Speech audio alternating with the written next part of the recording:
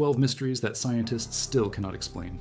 Chichen Itza sits in the Yucatan jungle with answers carved in stone and buried in earth. 2 million visitors walk the plaza every year. They see the pyramid, they hear about sacrifice. Almost nobody talks about the acoustic weapon hidden in the ball court walls, the pyramid that sits on a river to hell, the DNA that rewrote everything we thought we knew about who died and why. These are not legends. These are documented enigmas that keep archaeologists awake, publish, and every single one has numbers that land. 2025 Ancient Pages report on Ine's Muon Detector project, confirmed by Archaeology News Online magazine on December 12, 2025. These are peer-reviewed studies and institutional announcements, not speculation. Now back to the information. A rising tone that mimics the call of the Quetzal bird, sacred to the Maya, a bird whose feathers decorated nobles and whose voice was divine, resplendent Quetzal, Pheromacris machino, emerald green plumage, crimson breast, tail feathers that stream behind like water. Killing one was forbidden, but wearing their feathers? That was reserved for kings and high priests. David Lubman, acoustical consultant based in Westminster, California, presented the first scientific analysis at the Acoustical Society of America in 1998. He returned to the subject repeatedly in papers published through 2002 in the Journal of the Acoustical Society of America. The pyramid has 91 steps on each side. Each tread measures approximately 25 centimeters deep. When sound hits those narrow limestone treads, each step reflects the clap back at a slightly different time. Picket fence effect, periodic reflections from a regular structure. Bragg scattering, the same physics that creates colors in butterfly wings and makes lasers possible. The wavelengths interfere. High frequencies dominate. The result is a chirped echo between 1500 and 2000 hertz, matching the Quetzal's primary call. Frequency documented in ornithological studies. Not a single note. A rising sweep that sounds organic. Alive. El Castillo measures 55.5 meters on each side, 30 meters tall, built between 800 and 1200 CE. The tread depth of each step is around 25 centimeters. That spacing creates the grating effect. Lubman published in the Journal of the Acoustical Society of America in 2002. His paper used ray theory in simulation. The Quetzal hypothesis is not proven, but the acoustic match is uncanny. Priests facing El Castillo would clap, hear the chirp, then turn to face the Temple of Warriors, clap again, hear a low rattle from those columns. Voice of Kukulkan, voice of the feathered serpent, ceremony layered with sound. The mystery is intent. Did Maya architects calculate this effect? El Castillo is aligned to cardinal directions within fractions of a degree. The 9 platforms represent the underworld's 9 levels. 91 steps times 4 sides, plus the top platform equals 365, the solar year. If they engineered light and shadow for the equinox serpent, why not engineer sound? No ancient text confirms it, but the math works. Every reconstruction preserves the chirp. If it were accident, variance and restoration would have killed the effect. It persists, calculable, repeatable, unexplained in intent.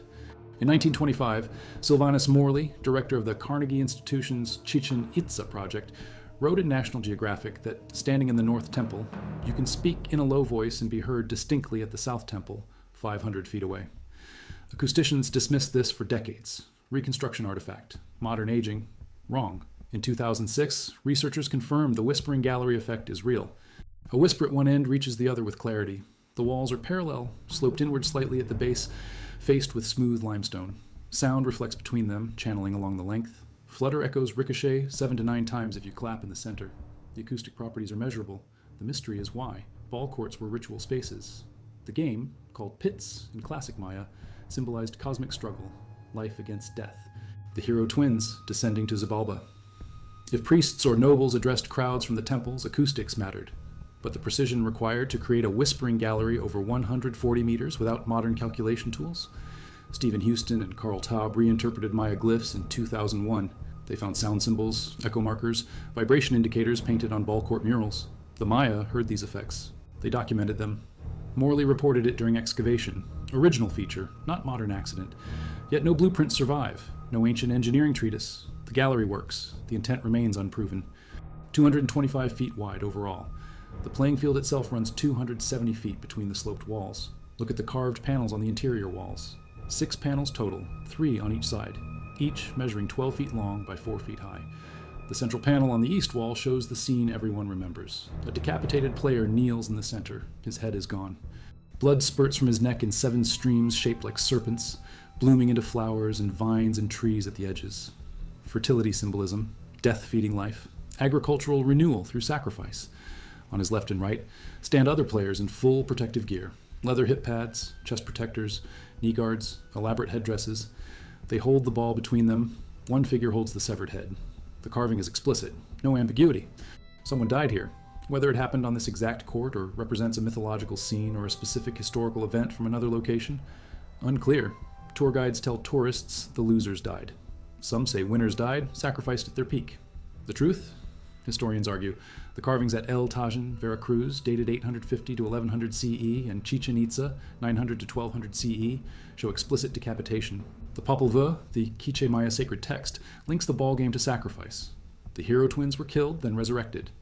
Spanish chronicles from the 16th century describe ritual games followed by execution. But daily games? Unlikely. You would depopulate your civilization. Christophe Helmke, University of Copenhagen, stated in 2022 that sacrificing your best players all the time would be horrible for maintaining teams. The probable scenario is war ceremony games. After a city conquered another, captive leaders were dressed as players, forced into a rigged match, then killed. Not every game. Specific ritual games tied to warfare, astronomical events, or calendar cycles. The ball court at Chichen Itza is 316 feet by 98 feet, the largest known. The stone rings mounted 6 meters above the playing field made scoring nearly impossible. Most games were won on points, not goals. Rubber balls weighed up to 4 kilograms. Players used hips, thighs, forearms, protective gear shown in carvings, leather on hips, chest, sometimes knees. The mystery is frequency. How many games ended in death? No count survives. The iconography is clear, the practice is documented, the scale is unknown. Zompantli, skull racks, stood near courts. Carvings show them. But whether those skulls came from ball games or other sacrifices, no definitive tally. The ambiguity persists. Sacrifice happened. How often? Science cannot say. Mayans built these to store drinking water during the dry season. This one was different. Inside, scattered bones covered in limestone powder and tree bark. More than 100 individuals mixed together. No order. No obvious burial arrangement. Just bones accumulated over centuries. For decades, scholars assumed they were young women, virgins thrown into cenotes to appease the gods. Spanish accounts from the 1600s, written by priests who never witnessed the practices themselves, described female sacrifices to ensure rain and fertility. Early 20th century excavations at the sacred cenote, led by Edward Herbert Thompson, who bought the Hacienda Chichen and dredged the cenote from 1904 to 1910, recovered hundreds of human remains mixed with gold, jade, and carved artifacts. Osteological analysis in that era was primitive. Sex determination from juvenile skeletons is nearly impossible without DNA. Assumptions filled the gaps. Young women became the default narrative. It stuck for 100 years. Then, in June 2024, Nature Journal Volume 586 published a study that demolished every assumption. The paper, Ancient Genomes Reveal Insights into Ritual Life at Chichen Itza, had 64 authors, from institutions across Mexico, the United States, Germany, and Denmark. Rodrigo Barquera, Max Planck, Institute for Evolutionary Anthropology, led a team that extracted DNA from 64 of those Chultan remains. Every single one was male. All boys. Ages 3 to 6 years old based on tooth development. No adults. The study used Petrus bone sampling, the densest bone in the skull, to avoid double sampling. Radiocarbon dating showed the Chultan was used for 500 years, but most burials occurred between 800 and 1000 CE, Chichen Itza's political peak. At least 1/4 of the boys were closely related. 2 pairs of identical twins were identified through DNA. Twins hold a sacred place in Maya mythology.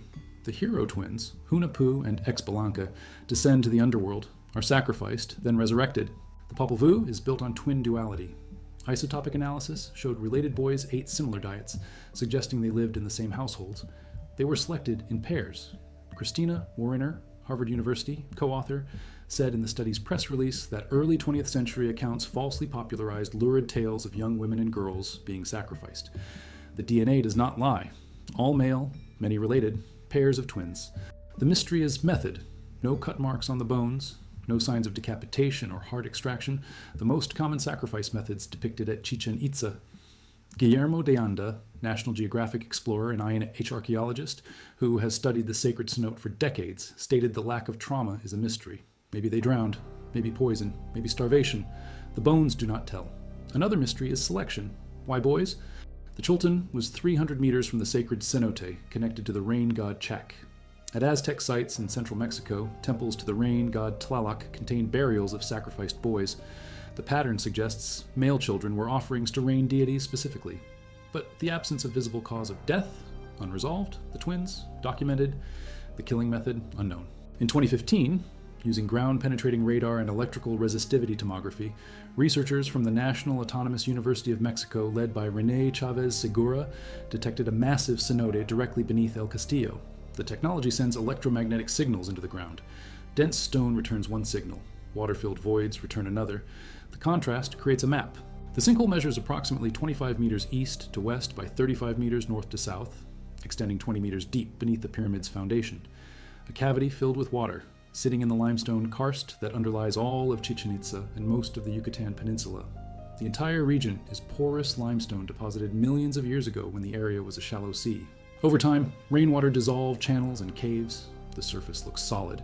Below, a Swiss cheese network of tunnels and chambers filled with fresh water flowing slowly toward the coast. The pyramid sits on a portal to Xibalba, not metaphorically, literally. The Maya called cenotes sacred caves, entrances to the underworld where Chak, the rain god, and the lords of death resided. Offerings were thrown into cenotes: gold, jade, incense, humans. The sacred cenote at Chichen Itza, located 600 meters north of El Castillo, yielded thousands of artifacts when Edward Herbert Thompson dredged it in the early 1900s. Human bones.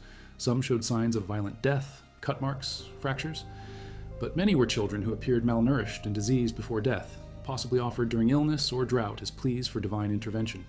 In 2018, archaeologists from the Great Maya Aquifer Project, led by Guillermo de Anda Alanis, underwater archaeologist and National Geographic explorer with IENA, began exploring the underground water system beneath Chichen Itza using advanced sonar mapping and diver reconnaissance. They wanted to confirm a connection from the pyramid to the cenote network that spreads under the entire Yucatan Peninsula, a subterranean river system that stretches hundreds of kilometers. De Anda told CNN in February 2018 that for the Maya, cenotes were the entrance to the underworld, the origin of life. If balance with the underworld was not maintained, drought, famine, sickness would follow. The mystery is engineering. El Castillo weighs thousands of tons, limestone blocks stacked 30 meters high. The pyramid was built between 800 and 1200 CE in multiple phases. One earlier pyramid sits inside the current structure. In the 1930s, archaeologists tunneled from the north side, found an interior chamber with a Chak Mul sculpture and a red-painted jaguar throne. That earlier phase dates to around 900 CE. Beneath that, unknown. If Maya builders knew a cenote sat below the site, they built on purpose. The pyramid becomes axis mundi, center of the world, stairway to the heavens on top, gateway to the underworld below. But the cenote has never been reached by archaeologists. In 2017 and 2018, tunnels from smaller pyramids at Chichen Itza were explored. They found passageways blocked with rubble, some sealed intentionally. De Anda's team used remote sensing to map water flow beneath the site. They confirmed the cenote under El Castillo connects to the broader aquifer. But physical access? Not yet. The mystery is whether the Maya ever accessed that cenote for ritual purposes. Did they descend? Did they leave offerings? No artifacts have been recovered from that specific cavity. It sits untouched beneath millions of visitors' feet, proven to exist, never explored. The intentionality of building atop it, strongly suspected. Conclusively demonstrated? No. The feathered serpent returns to Earth. Thousands gather to watch. The effect lasts about 3 hours in the late afternoon, most visible around 4:30 p.m. The phenomenon is documented. The mystery is precision. El Castillo is aligned to cardinal directions within fractions of a degree. The structure was built around 900 CE, though the current outer pyramid encases earlier phases. To achieve the serpent effect, Maya architects had to calculate the sun's path, the pyramid's orientation, the angle of the platforms, the width of the staircase, and the position of the serpent head. Solar azimuth at equinox in the Yucatan is predictable, but building a pyramid that uses shadow to animate a deity? That requires astronomy, geometry, and architectural engineering. No ancient text explains how they did it. The serpent appears on both equinoxes. It also appears a few days before and after, weather permitting. The effect is not a single-day miracle. It spans roughly a week around each equinox. This suggests the Maya designed for a window, not a pinpoint. Agricultural societies needed equinox markers, planting and harvest times. But why a serpent? Why animation? Kukulkan, the feathered serpent, is the Yucatec Maya version of Quetzalcoatl, a creator deity, god of wind, rain, storms, life. Serpents in Maya cosmology were bridges between the underworld and the surface. Their mouths, like caves, were portals. The serpent shadow is mythological theater. But the engineering, modern architects struggle to replicate it in new construction. The Maya did it without blueprints, without CAD, without laser levels. The equinox alignment is documented. The intentional design is inferred from the precision, but the method they used to calculate and execute it, lost. We can measure the result. We cannot replicate the process. Built around 906 CE, according to a stele inscription on the upper platform. A circular tower, rare in Maya architecture where right angles and squared platforms dominated. Most circular buildings in Mesoamerica are associated with Quetzalcoatl, the feathered serpent deity imported from central Mexico. El Caracol fits that pattern. Round base, cylindrical tower rising from a square platform. The dome is partially collapsed now, damaged by hurricanes and time and the weight of 1,000 years. What remains are window openings cut into the curved walls at specific orientations. Not random, not decorative, functional. In 1975, Anthony Aveni, professor of astronomy and anthropology at Colgate University, traveled to Chichen Itza with measuring instruments, theodolite, compass, clinometer. He spent weeks mapping El Caracol's angles and azimuths. The results were published in Science Journal, Volume 188, in June 1975, under the title The Caracol Tower at Chichen Itza, an Ancient Astronomical Observatory. Co-authored with Sharon Gibbs and Horst Hartung, the paper laid out 29 possible astronomical events the Maya would have cared about based on documented records in the Dresden Codex and other sources. Solar equinoxes, solstices, lunar standstills, Venus extremes, helical risings of bright stars like Capella and the Pleiades. The lower and upper platform faces point to horizon events involving the Sun and Venus. Venus was critical to the Maya. The Dresden Codex, a pre-Columbian Maya book, records Venus cycles with precision. The Maya knew Venus took 225 days to complete one synodic cycle from their perspective. 5 Venus cycles equaled 8 solar years. Venus appears at its northernmost and southernmost extremes in the sky every 8 years. Aveni found that El Caracol's windows aligned with Venus's extreme positions. The southwest window points to Venus's southernmost setting position. The west window aligns with the sunset on the equinoxes. The diagonal from the northeast to southwest corners aligns with both summer solstice sunrise and winter. Solstice sunset. The structure is multifunctional, solar and planetary observatory. The mystery is method. The windows are narrow. Precision alignment required careful calculation and construction. The tower rises above the jungle canopy, giving a 360-degree view of the horizon, unobstructed sight lines. But how did Maya astronomers, using only naked eye observation, track Venus to the degree of accuracy we see encoded in the stone? Venus is visible before dawn or after sunset, depending on where it is in its cycle. The Maya tracked it religiously. The Dresden Codex devotes multiple pages to Venus tables. They predicted its appearances and disappearances. Aveni concluded that El Caracol was not an accidental product of religious architecture. It was a brilliantly designed astronomical observatory, a calendar in stone, but portions of the tower are missing. Not all window alignments can be measured. Aveni stated in 1986 interviews that he was sure there are astronomical events El Caracol was designed to study that Western astronomers have no idea about. The structure embodies knowledge. 20 confirmed alignments. But the full scope of what the Maya observed from that tower? Incomplete. The building erodes. The records are gone. The alignments we can verify are impressive. The alignments we cannot verify, they took those with them. Slightly sloped at the base, perfect reflector surfaces. When a ball struck the wall during the game, the sound would have exploded through the space, reverberating, inescapable. David Lubin, in his 2006 paper on the Great Ball Court acoustics, described flutter echoes strong enough to be heard across the entire playing field. The effect is not subtle. It is visceral. The mystery is function. Was the acoustic intensity deliberate? The ballgame was ritual, life and death, cosmic struggle. If sound is a weapon, if noise overwhelms, if the reverberation reminds you that gods are watching and underworld lords are listening, then the flutter echo is psychological warfare. The carvings show sacrifice.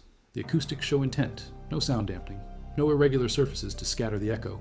The walls are engineered to reflect maximally. Lubin pointed out that Maya glyphs reinterpreted by Houston and Taub in 2001 included vibration symbols near ball court imagery. The Maya were aware of sound effects. They marked them. Whether they designed for them is inference, but the architecture supports it. Compare the Great Ball Court to other Mesoamerican courts. El Tajin in Veracruz has 18 courts. Cantona has 24, none as large as Chichen Itza's. None with the same acoustic properties documented. Chichen Itza's court is extreme in scale and acoustic intensity. Why build it that large if not for spectacle and sound? The game could have been played in a smaller court. The Great Ball Court was a statement. Political power, ritual dominance. And the sound? It was part of the message. No recordings exist of the ancient game. We can only measure the space. The flutter echo is there, waiting, demonstrable. The intentionality? Suspected strongly? Proven? No. Empty voids? Let them through quickly. By placing detectors in the existing tunnels dug in the 1930s, scientists can create a density map of the pyramid's interior. The project is led by Edmundo Garcia Solis, Chicago State University, and Arturo Menchaca Rocha, who previously used muon imaging on Teotihuacan's Pyramid of the Sun. Archaeology News Online magazine reported on December 12, 2025, that 2 custom-built muon detectors will be installed in the north and south tunnels inside El Castillo. Ancient Pages confirmed on December 26, 2025, that the 6-month initial phase aims to map the 2 known interior chambers, the offering chamber and the sacrificial chamber, where the Chak Mul sculpture and red jaguar thrones sit. If anomalies appear in the data, they might indicate a 3rd chamber. Virginia Miller, retired University of Illinois archaeologist, has hypothesized that an earlier substructure in El Castillo could have been a royal burial site. No tomb has been found. El Castillo's interior is complex, 3 construction phases. The current pyramid built over 2 earlier ones. The oldest phase has not been fully explored. If a burial chamber exists deeper inside, muon imaging could detect it without destructive excavation. The technology works. It revealed a hidden tunnel under the Pyramid of the Sun, but the process is slow. Muons are rare. Accumulating enough data for a clear image takes months. The detectors must withstand 100% humidity and 32 degrees Celsius inside the tunnels. The mystery is what sits in the stone. El Castillo dominates Chichen Itza, 30 meters tall, 55.5 meters per side, the largest structure by volume at the site. If Maya rulers were buried anywhere, El Castillo is the prime candidate, but no tomb has been confirmed. The 1930s excavations reached the earlier pyramid, found offerings, but no human remains beyond possible dedicatory sacrifices. Aina's muon project could change that, or it could confirm the pyramid is solid rubble and earlier structures. The scans begin in late 2025. Results expected by mid-2026. The science is proven. The application is new. The outcome? Unknown until the data comes in. El Castillo might hold a king, or it might hold nothing. Cosmic rays will tell. They also collected blood samples from modern Maya people living near Chichen Itza. The goal was to test for genetic continuity. Did the descendants of the builders still live in the region? The answer shocked everyone. The modern Maya from the village of Tixcacaltuyub, located near Chichen Itza, are direct descendants of the ancient Maya who built and inhabited the city. The genetic legacy persists. Barquera told Nature in June 2024 that the community was thrilled with the findings. In modern Mexico, racism against indigenous populations is prevalent. The DNA results prove an unbroken lineage. The people living in the Yucatan today are not migrants or replacements. They are the same people, 1,500 years later. The mystery is survival. Spanish colonization brought epidemic disease, smallpox, typhus, measles. The population collapse was catastrophic. Estimates suggest Mesoamerican populations dropped by 90% between 1500 and 1600 CE. The DNA study found evidence of immune adaptations in modern Maya genomes, signatures of selection pressure from colonial-era pathogens. The population survived, but it was winnowed brutally. Why some lineages persisted and others vanished? Genetic drift, geography, disease exposure, social structure. The study cannot isolate the exact mechanisms. What it proves is continuity.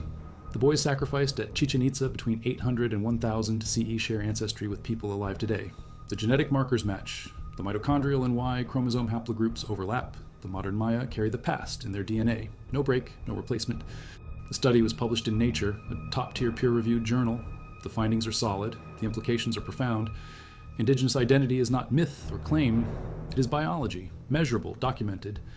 But the mechanisms that allowed specific lineages to survive colonial collapse while others died out, that is a population genetics question that requires more data. The continuity is proven. The selection pressures are inferred. The detailed evolutionary pathways, still being researched. Cancun's Sun reported in April 2023 that at Chichen Itza, it is rare to find hieroglyphic writing, let alone a complete text. Francisco Perez, archaeologist on the project, stated it had been over 11 years since they discovered an artifact of this importance. The hieroglyphs are intact, readable. The disc likely served as a ball court marker placed on the playing field. The mystery is timing. The disc was discovered in 2023, but Perez said 11 years had passed since the last major find of hieroglyphic significance. That places the previous discovery around 2012. Chichen Itza is excavated continuously. INA8 runs active projects. Thousands of artifacts are cataloged, but complete hieroglyphic texts are rare at Chichen Itza compared to other Maya sites.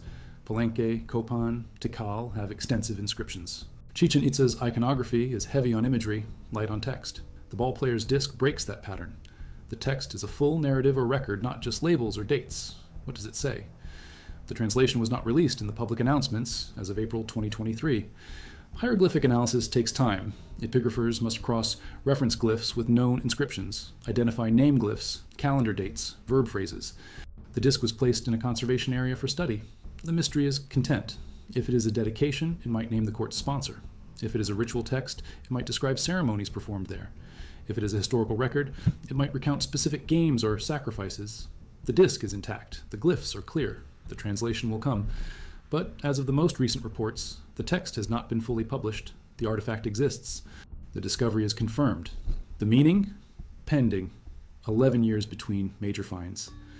The ball player's disc emerged. What it says about the ball game, the rulers, the rituals. We wait for epigraphers to finish the work. The stone is real. The words are carved. The interpretation takes time. Population estimates range from 20,000 to 50,000 inhabitants at maximum density. The city controlled trade routes from the Caribbean coast to the interior highlands. Cacao from Tabasco, obsidian from highland Guatemala, jade from the Motagua Valley, salt from coastal lagoons. Chichen Itza was a hub, economic, political, religious. By 1200 CE, it was largely abandoned. Structures remained standing. The city did not burn. No ash layers in the archaeological strata. No mass graves suggest conquest or epidemic wiped it out in a single catastrophic event. The population declined gradually, then collapsed. Census data from ceramic density and house platform counts shows steady occupation through 1000 CE, then a drop through the 11th and 12th centuries. By 1300, Chichen Itza was a ghost town used occasionally for pilgrimage, but no longer inhabited. The mystery is why? Drought is the leading hypothesis. Paleoclimate reconstructions using lake sediment cores from across the Yucatan Peninsula show reduced rainfall between 800 and 1000 CE. Stalagmite oxygen isotope ratios from Yucbalum Cave in Belize, published in Science in 2012, show severe multi-decadal droughts during the Terminal Classic. The Maya depended on maize, 3 crops per year in good conditions using slash and burn agriculture and raised field systems and wetlands. But maize needs rain. Prolonged drought reduces yields. Food shortages follow. Political authority erodes when leaders cannot deliver prosperity. The hypothesis fits the timeline, but Chichen Itza had cenotes, freshwater access even during drought. The sacred cenote never dried, proven by sediment cores that show continuous deposition. The underground aquifer that spreads beneath the entire Yucatan, the same karst system being mapped by the Great Maya Aquifer Project, was reliable. Surface water might fail, but cenote water persisted. Why would drought force abandonment when water was available? Unless the issue was not drinking water, but agricultural water. You cannot irrigate fields from a cenote 40 meters deep. Rain-fed crops. No rain, no crops. Water for drinking does not solve famine. Trade collapse is another factor. Chichen Itza sat on trade routes connecting the Yucatan coast to the interior. Cacao, obsidian, jade, salt moved through the region. If those networks failed due to warfare or political fragmentation elsewhere, Chichen Itza's economic base would erode. But no evidence of mass violence or siege appears in the archaeological record. Warfare happened.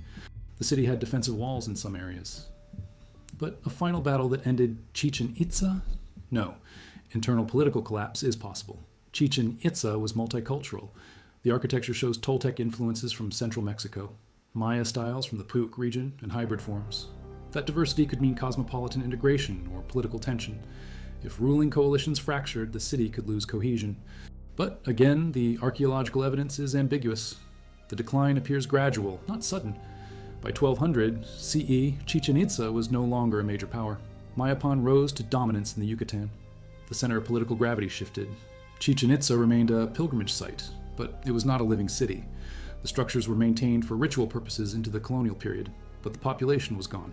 The mystery is the absence of a clear catastrophe, no volcanic eruption, no hurricane damage, no epidemic graves, no conquest layer. The city just emptied. Theories abound: drought, trade collapse, political fragmentation, ecological degradation from deforestation and soil erosion, or a combination. No single cause has been conclusively proven. The abandonment is documented. The reason is debated. The city stood for 400 years. Then it did not. We can list possibilities. We cannot give a definitive answer. That in December 2025, scientists began scanning the pyramid with cosmic rays, searching for chambers no one has seen in 1,000 years. That the boys thrown into cenotes were brothers and twins, selected in pairs, and their descendants walk the Yucatan today. The chirp from El Castillo is a Quetzal's call bouncing through brag, scattering. The whisper travels 500 feet because the Maya knew acoustics. The serpent shadow descends because someone calculated solar azimuth and carved it into stone. Venus rises and sets through stone windows aligned to the degree. The ball court echoes like a drum because parallel walls were built for sound. The cenote under the pyramid sits waiting. The muon detectors are in the tunnels. The hieroglyphic disc is in the lab. The collapse remains debated. These are not legends. These are engineering feats, genetic records, and unsolved questions. Documented, measured, published in Nature, Science, Archaeology News, Ancient Pages, NEH reports. 12 mysteries. Some have partial answers. Some have measurements without explanations. Some will be solved when the muon data finishes processing. Some never will be. The Maya built Chichen Itza with astronomy, geometry, acoustics, and ritual precision. They left it behind. The stones remain. The shadows descend. The echoes answer. The secrets? We are still digging for them. And in 2026, when the cosmic rays finish their scan and INA publishes the interior map of El Castillo, we might finally know if a king sleeps inside the pyramid, or if the Maya, as always, knew how to hide what mattered most. The data is real. The mysteries persist. The Maya built to outlast us. They succeeded. And every mystery we solve reveals 3 more waiting in the limestone, in the shadows, in the echoes that answer when you clap.